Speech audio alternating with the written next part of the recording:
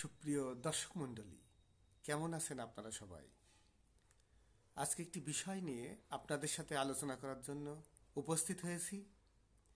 বাংলাদেশের জাতীয় জীবনে একটি গুরুত্বপূর্ণ বিষয় আজকে সংবাদপত্রে এসেছে।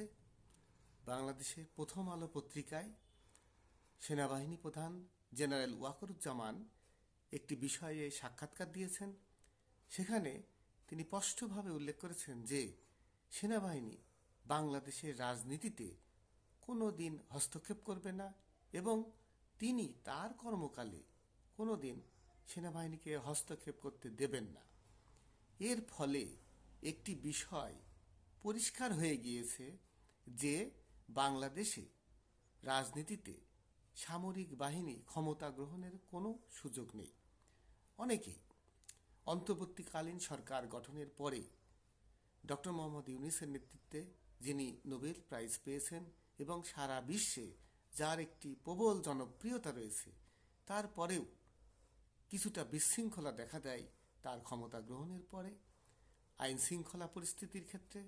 এই সুযোগে অনেকেই মনে করছিলেন যে সেনাবাহিনী হয়তো ক্ষমতা গ্রহণ করতে পারে।